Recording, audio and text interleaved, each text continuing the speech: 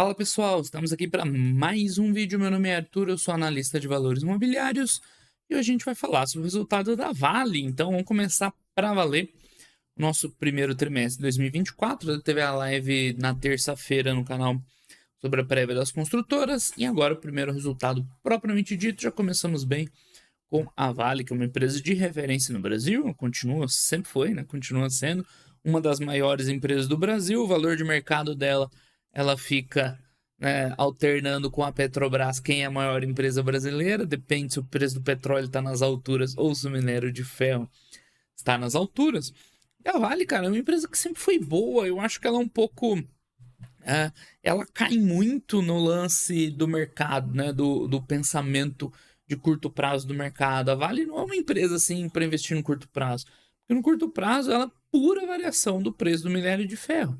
É que eu sempre mostro aqui para vocês, né? Esse aqui é um preço de referência de minério de ferro. Quando ele está aqui nas alturas, igual chegou lá em 2021, cara, entra um caminhão de dinheiro. Quando ele cai, entra menos. Mas assim, você não pode achar que esse preço vai continuar, né, indefinidamente aqui em cima, com a empresa ganhando fortunas, nem num baixo histórico como foi esse lá de 2015, né, que chegou uns $30 por tonelada, que aí é bem baixo, certo? Então ele vai ficar variando nesse intervalo. Nos últimos anos está variando até no intervalo bem alto, tá? Com um fundo ali entre 80 e 90 e um topo a mais de 100. Isso aqui é caro, tá? É um valor alto, dá muito dinheiro para Vale. E então, o que eu vejo todo dia, Vale despenca com queda no minério de ferro. Aí você vai ver, tá quanto? Tá 100. Que é um valor muito alto, tá? A gente já vai ver lá quanto custa para Vale. Mas, tipo, o custo bruto de minério dela é na casa de uns $20. Ainda tem uns $20 de frete para a China, que é o principal comprador, e mais outros custos. Então, um break-even da Vale ali, a gente já viu no último vídeo completo que eu fiz sobre ela, na casa de uns $50, vai, a grosso modo. Pô, ela tá vendendo a 100, cento e pouco, né? Então tá ganhando muito dinheiro ainda, certo? Só que o mercado fica lá, preço do minério subiu, joga ação para cima, preço do minério caiu. Olha só como é que esses gráficos eles se encontram, né? Se eu aumentar muito o zoom, a gente vai perder a forma dele aqui direitinho, mas tipo, topo fundo, topo fundo, topo fundo. Exatamente o que aconteceu com a cotação dela, topo fundo, topo fundo, topo fundo, topo mais para baixo. Aí o mercado fala, o preço do minério subiu, vamos botar o valor da Vale lá em cima. O preço do minério caiu, vamos jogar para baixo. Só que a gente investe por longo prazo. Você não investe para isso aqui, ficar nesse sobe e desce. Porque ninguém sabe quanto que o preço do minério vai estar amanhã, daqui uma semana, daqui um mês. A gente sabe que no longo prazo ele tende a ficar ali mais ou menos nesse intervalo aqui, né? Nos últimos anos tem ficado até bem mais alto, mas talvez mais conservador, uma visão mais conservadora. Deixa eu botar para o meu lado de cá, né?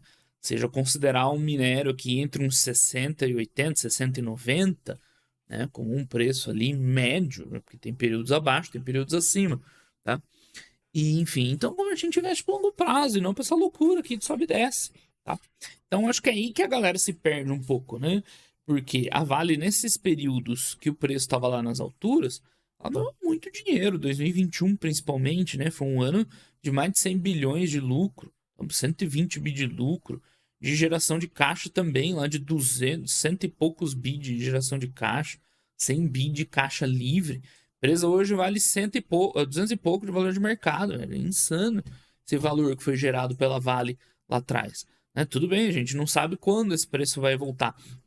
Mas qual que é o ponto? Nesse ano de 2021, a empresa pagou ali uma tonelada de proventos aí, né? 70 bi ficou com, né, um pagamento elevado. Aí o que acontece? O pessoal chega, olha a Vale hoje, né, e fala: a Vale hoje não tá pagando mais tanto dividendos, os dividendos vão cair, joga o preço para baixo. Então, se você quer mexer com uma empresa igual a Vale e não quer ficar correndo atrás do próprio rabo, igual o cachorrinho faz, tá? Você tem que ter essa visão de longo prazo. E aí, o que você vai olhar? O preço do minério? Não, claro, né? Você fica acompanhando, ver se está compatível o resultado dela com o preço do minério. Aí você vai ver o que ela está fazendo por longo prazo, os projetos de investimento. Agora tem a divisão de materiais minerais básicos, né?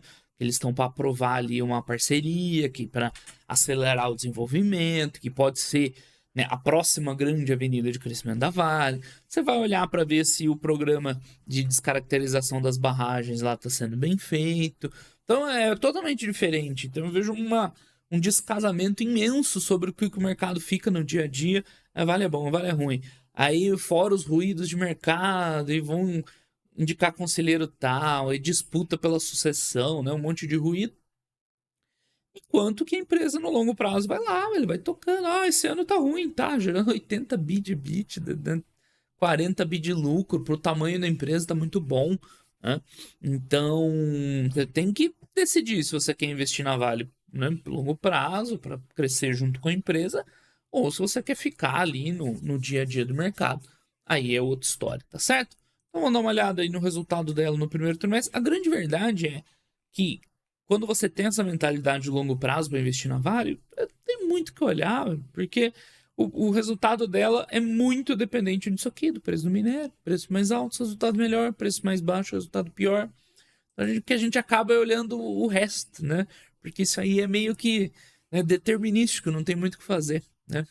Então, né, essa aqui está em dólar, a empresa reporta muitas vezes o resultado em dólar, né? Só para a gente fazer um ajuste, a gente vê que a receita em relação ao primeiro trimestre do ano passado ficou basicamente igual, né? Zero. Não é muito certo, embora a Vale não seja totalmente. Ela tem sazonalidade, tá? Embora não seja igual uma empresa de varejo e tal, que o quarto tri você vende por causa do Natal, Black Friday, aqui não tem dessa, não tem Black Friday de minério de ferro. Mas tem a questão sazonal de clima, então chove muito no começo do ano, lá onde ela produz. Então o primeiro trimestre é sempre mais fraco. Por isso que fazer essa comparação aqui não é muito certa, tá? Mas comparando com o primeiro tri do ano passado, você vê a mesma receita, com custo um pouquinho mais alto. A gente já vai descobrir o porquê disso. Então vê o resultado um pouquinho abaixo. E é isso, não tem muito, né? É curioso, a maior parte das empresas a gente fica esperando seu resultado para ver como é que vem as vendas, a receita, os gastos. Não, que isso é o que menos importa, né? Um pouco anti-intuitivo, tá? A EBIT um pouquinho abaixo e todos os outros indicadores, né? De high single digits abaixo, nada demais. A dívida também tá mais ou menos no mesmo nível. Vamos ver os destaques. Aqui eles já estão dando spoilerzinho, né? Mais para frente tá melhor explicado, mas o que aconteceu? Para a receita ficar flat, preço mais baixo, né? Sendo que o volume foi um pouquinho mais alto. Não tá aqui, mas a gente já vai ver. Por isso que compensou a receita. Preço mais baixo, volume mais alto, compensou a receita. Só que com mais volume e menos preço, você perde um pouco de margem, né? Por isso que acabou caindo aqui, né? EBITDA, lucro líquido e afins. É basicamente isso. A DRE da Vale é isso. Só que, como eu falei, a gente vê outras coisas pensando no longo prazo da Vale, né? Então aqui, aquela informação que eu passei, né? O custo caixa C1 dela, $20 mais ou menos. Esse aqui é o custo de produção, mais ou menos o custo bruto, tá? Tem que ver os detalhes, eu nunca lembro até onde vai esse custo C1, aí depois tem os custos de transporte, frete e tal, mais uns $20 aí por tonelada, tá? Com mais outros custos da empresa, chega no break-even. Não sei se tem o break-even nesse documento aqui, a gente pode procurar depois, tá? Então, investimentos é importante para a Vale. Ela tem... Aqui tá só os destaques, tá? Vamos passar por os itens, que eu acho que é melhor. Então, o EBITDA a gente viu caindo mais ou menos high single digits, 10%, dependendo da métrica, tá ok? E o impacto é exatamente aquilo que a gente tinha falado, né? Caiu um pouquinho o volume, desculpa, subiu um pouquinho o volume, caiu um pouquinho o preço, né? Esse é o impacto aqui.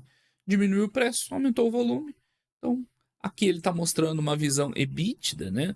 Mas, enfim, deixa eu ver que cor fica melhor aqui. Acho que é amarelinho mesmo. Né? Você vê preço caindo, volume aumentando, a receita ficou flat. Só que com mais volume de produção, entra mais custo de produção, você perde um pouquinho de margem, tá? Então, por isso que teve essa reduçãozinha aqui de EBITDA de um trimestre para o outro, tá? Tranquilo. O resto, um pouquinho de câmbio e tal, nada muito relevante. O que tem aqui? Beleza, aqui depois a gente vai ver. Então, as vendas até vendeu mais, a gente acabou de ver, um volume maior, com preços ligeiramente menores, né? Principalmente de finos e tal. Ela tem vários padrões de preço, por isso que eu falei, isso aqui é uma referência de preço de minério, tá? Não é o preço que a Vale vendeu, porque aí depende, você vai vender pelota, finos, enfim, num lugar, no outro lugar, dá um pouquinho de diferença, tá? Então, os preços ligeiramente abaixo, igual a gente viu. E mais, o custo ele acaba aumentando, né, na mesma proporção da produção, mais ou menos, né? Faz todo o sentido, tá? Por isso que comprometeu um pouquinho da margem. Aqui, despesas, né, abaixo do lucro bruto, dá um aumentinho normal ali, né? Enfim, aqui que aumentou uns outros, né? Nada demais aqui. 6, 8% de crescimento tá de boa. Brumadinho ainda tem, né, a empresa ainda tem muito dinheiro a desembolsar, mas a maior parte dos custos já foi reconhecido na DRE, né? Então sempre sobra ali um restinho ali, né? Lembrando que eles colocam também a descaracterização das barragens nesse custo. Então, alguma coisinha ainda passa pela DRE, mas o grosso já está provisionado e vai ter que ser desembolsado no futuro. Por isso que na dívida eles colocam esse valor a ser desembolsado, que a gente já vai ver lá na frente, tá? Então, aqui tem as descaracterizações de barragens, os acordos, um pouco mais de detalhes, né? O que já transacionou pela DRE e o que foi efetivamente pago. Por isso que dá esse saldo ainda, a empresa vai ter que pagar ali uns 30 bi de reais, né? Ainda para desembolsar em relação ao Brumadinho, tá? Enfim, isso aqui acho que é a mesma coisa. A previsão, né, de desembolso por ano, né? Esse valor é mais ou menos esse. Então agora tá uma previsão já bem, né, escalonada. Acho que a maior parte está relacionada, não são os acordos. É que esses acordos também você não paga de uma vez, né? Tem pagamentos parcelados, a descaracterização vai acontecendo, vai sendo desembolsada à medida que vai acontecendo, né, aos poucos. É isso aí. Enfim, lucro líquido um pouquinho abaixo, como a gente tinha visto. Resultado financeiro menos pior, né? Aí depende, taxa de juros, câmbio, swap, derivativo também, né? A Vale tem uma dívida relativamente baixa para esse tipo de negócio. Ela chegou até a ficar sem dívida, né? Um período. Mas, né, as empresas gostam de andar com um pouquinho de dívida ali, reduzir, né, custo de capital e tal. Tem ali uma dívida totalmente controlada, né, sem grandes estresses. Que mais? Principais fatores aí de variação do lucro líquido veio do EBITDA menor, porque os preços foram menores, a gente já viu. Investimentos, né? Essa é uma parte importante para quem acompanha no longo prazo, mas não tem informação nova todo trimestre, né? Você tem que ir olhando. Aos poucos, uma coisa legal para a gente ver aqui, ó, que eles investem tanto em crescimento, expansão, esse CAPEX, quanto em manutenção, tá? Então, aqui tem uma separação. Você vê que ela tem um CAPEX elevado de manutenção, tá? Elevado, mas assim, ok, frente ao que a empresa gera de resultado, tá? Mas é só para entender que isso aqui ela investindo para crescer com os novos projetos, aqui tem os principais e tal. Ó, esse aqui já está quase chegando, né? Não são grandes projetos, nenhum desses aqui, né? Mas vão tirando alguns gargalos, vão melhorando um pouquinho a produção, né? Isso aqui já está quase pronto. Esse aqui também, né? Mas o grande, assim, a Vale hoje ela não tem um grande projeto igual foi o S11D lá no passado, por exemplo, né? Apesar de toda a questão, na verdade, hoje o que eles estão fazendo é isso, otimizando ali o S11D, tirando os gargalos, infraestrutura, né? Tem uma ferrovia lá e tal, cadê? Em algum lugar, acho que é essa, né? Enfim, para otimizar a operação lá. Na operação de materiais básicos e tal, né, que a gente está aguardando ali fechar o acordo, que eles fecharam a parceria lá com a empresa, que é Manara, uma coisa assim. Aí pode rolar, né, uma aceleração desses investimentos, aparecer um projeto grande, né? Mas, enfim, é isso. A Vale hoje não tem grandes, nada muito concreto que visa aumentar a produção, embora ela ainda tenha uma produçãozinha para buscar um aumento desde a época lá de Brumadinho, que ela deu uma cortada e aos poucos foi recuperando, mas não tem nenhum grande projeto em vista, tá? Pode vir com essa divisão de materiais básicos. Então ela vai continuar com o CAPEX de manutenção, não é baixo, mas também a empresa consegue sustentar com tranquilidade, né? Daqui aos projetos de reposição ou manutenção, né? Enfim. O fluxo de caixa livre foi na faixa de 2 bi de dólares no trimestre, né? um belo resultado. Um pouquinho menos, o resultado foi um pouquinho menor, mas tudo bem, né? Um trabalho aí de capital de giro, liberando cash. Tá? O endividamento. Então, isso aqui é interessante ver também, tá? Dívida líquida padrão, assim, é isso aqui, tá? Dívida contábil. 10 bilhões de dólares, vai dar uns 50 e poucos bi de reais, é uma coisa assim, que é mais ou menos isso que tem aqui no Fundamentei, tá? Isso é a dívida padrão. A Vale, ela coloca ainda as obrigações que eles têm, né, para pagar em relação a Brumadinho e a Samarco e tudo mais, tá? Que dá aqueles 6 bi que a gente viu lá que tá provisionado, certo? Isso aqui, teoricamente, não é dívida, mas é um dinheiro que a empresa, cedo ou tarde, vai desembolsar. Então eu gosto dessa visão, que eles são transparentes. Não interessa o conceito contábil de dívida. Isso aqui é o que nós temos de obrigações, né? Enfim, que nós vamos ter que pagar, claro, né? Sem misturar com capital de giro, com essas coisas, né? Contas a pagar. Né? São um compromisso que a gente vai ter que honrar, né? E tá lá uns 15 bi, de 16 bi de dólares, né? Vai dar aí um pouquinho mais que aqueles 50 bi de reais. Nada extraordinário, né? A empresa tá com um EBITDA de quanto? Na faixa de uns 80, né? Nesse patamar aí de preço de minério. É bem tranquilo, né? Ela gera bastante caixa para administrar todos esses compromissos com tranquilidade, mesmo fazendo investimento, né? Ainda gera bastante. Talvez ela não consiga manter o mesmo nível de proventos e de recompra que ela tenha feito, né? Porque a gente vê que ela tá meio que nos últimos anos, né, depois daquela loucura de 2021, meio que pagando de provento o FCL, né? Caixa operacional menos capex, ela vai distribuindo mais ou menos de proventos. Como resultado, a dívida aumentou um pouquinho, né, daquele período que estava virtualmente zero para 1,69. Um ponto não, né? Para 0,69. Isso, né? Se ela quiser depois reduzir essa dívida aqui, provavelmente vai ter que diminuir um pouco aqui, né? Então, não tem muito segredo esse equilíbrio aí, dividendos, recompras, fluxo de caixa livre e endividamento. Tá? Que mais? Aqui o EBITDA por área de negócio, a gente sempre fala que o minério de ferro é o principal, né? 3,4 bi, o resto é 250, então é 90%, mais até nesse trimestre. Aí tem a abertura aqui de resultado, que passando mais rápido, tá? Mas enfim, o EBITDA só de minério de ferro. A gente viu que nesse trimestre veio mais fraco, principalmente nos outros minerais, né? Minério de ferro, até que o preço foi bom, na verdade, pra falar a verdade. Aqui, ó, o preço médio, né? Do minério de ferro não mudou muito. Tá, Pelotas, não tem o break-even aqui. O volume. Os finos, que parece que perdeu o preço, né? São 17 dólares por tonelada. Tá vendo como essa questão do preço ela tem mais granularidade, né? Não é só olhar esse gráfico aqui e ver, pô, mas o preço aqui do primeiro TRI de 2024 tá mais ou menos igual ao de 2023, né? Tá até mais alto, teve um pico maior. Por que você falou que caiu o preço, né? É porque aquilo ali é mais uma visão geral, né? Então, aqui, por exemplo, os finos de minério, que é uma forma de vender lá e tal, esse teve uma queda bem menor, né? Uma queda menor, bom, mas teve uma queda grande no preço, né? Bom, os custos aumentaram um pouquinho porque aumentou o volume, normal. Produz mais, tem mais despesas.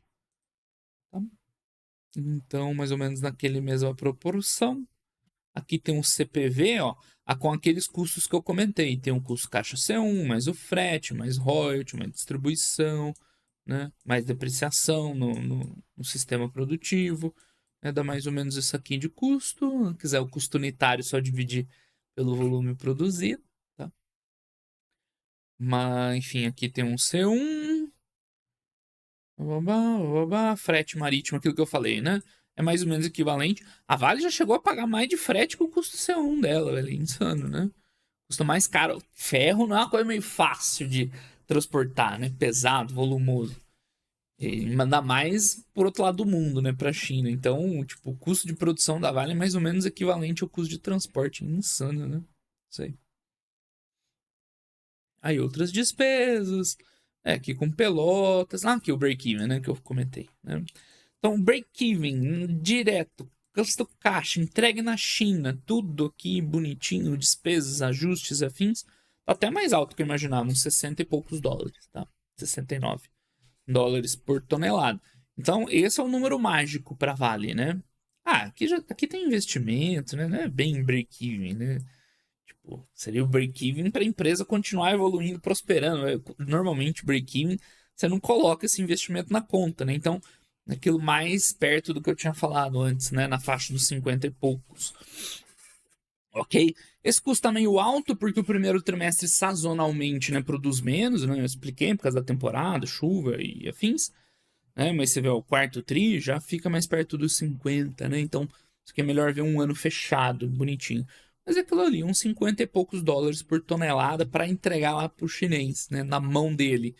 Então, com preços de minério a 100, a empresa vai ganhar muito dinheiro. A 80 vai ganhar ainda. A 60 ainda vai ganhar dinheiro. Aí começa a cair, começa a apertar bastante a margem, talvez né, não tenha espaço para continuar investindo. Então, para baixo de 60 dólares a tonelada, é que a coisa começa a exigir preocupação da Vale. Tá? Não que não vai acontecer, um dia vai acontecer, tá? Faz parte, é os ciclos. Né? Aí o que ela faz? Ela segura as pontas durante um tempo e tal, depois o preço volta, ela volta a ganhar dinheiro. Isso faz parte de empresa cíclica. Mas é só pra ver que, tipo assim, o minério despencou. Vai estar 100, velho. Ainda tá dando muita grana. O problema é chegar aqui nesse fundo, né? De 30, 40, até 50, 60, essa linha aqui, ó, que eu tô marcando, tá? Então ficou um tempo ali abaixo de 60, que é onde aperta pra Vale. Ela segura as pontas. Aí tem toda a lógica, né, da ciclicidade do mercado. Quem tem custo de produção maior que a Vale vai cortando produção, vai diminuindo a oferta, né? Logo a demanda recupera e inverte isso aqui, tá? Então, pessoal, não tem que falar em preocupação com o preço de minério com ele nessa faixa aí dos 100 doletas. Tá? A empresa vai ganhar menos dinheiro que com minério a 200? Com certeza. Vai pagar menos dividendos? Com certeza, mas né, faz parte do negócio cíclico. Aqui tem os metais para transição energética, que hoje ainda não é grande e relevante dentro da Vale, mas pode ser a próxima grande avenida de crescimento, né? Tanto que a Vale está se movimentando para isso. O break, bom, aqui são outros parâmetros do break-even, né? Nem adianta comparar, mas são resultados bem menores, tá? E o grande ponto é esse, vamos ver o futuro dessa operação aí de minerais não ferrosos, né? Vamos dizer assim. Aí, pessoal, fechou. Vimos até bastante coisa sobre a Vale, né? Sem estresse, tranquilo. Vale é uma empresa boa. Claro que para você dar uma nota aqui, né? 4, 5, depende muito do teu estilo de investimento. Tem gente que não gosta dessas empresas cíclicas. Beleza, não vai gostar de Vale, faz parte. Não vai investir nela só porque ela é uma das maiores empresas no Brasil. Isso não existe. Você vai investir em empresa boa, seja grande, seja pequena. Agora, para quem tem a visão de longo prazo, enxerga essa geração de valor no longo prazo, beleza, faz ali, né? Coloca lá na tua carteira, coloca uma meta para posição, aí você vai ver que nesses períodos cíclicos que o mercado joga para baixo, provavelmente teu sisteminha vai te mandar comprar Vale e assim você vai conseguir até um resultado bem legal no longo prazo, perfeito? Então vamos fazer aqui nosso resumo, ficou bonito essa thumb, hein? Não fiz a thumb desse vídeo agora, vamos tentar fazer uma no mesmo estilo. Meio desformatado aqui, espero que funcione. Resultado do 1T24. Deixa eu ver. Ele vai quebrar, né? Vamos fazer o seguinte, pessoal. Eu vou ver lá se tá tudo certo e tal. Às vezes precisa dar um refresh, alguma coisinha. Depois eu coloco o resumo aqui da Vale, né? Para deixar registrado no mural. Mas é o que a gente falou, né? Primeiro trimestre veio o resultado um pouco abaixo, né? Compensação, queda no preço lá de finos, aumento de volume. Então a receita ficou flat, mas perdeu um pouquinho de margem. Olha isso, nenhum grande destaque, dívida continua controlada, né? Os investimentos continuam bem tranquilos frente à geração de caixa. A gente vê no trimestre aqui, né?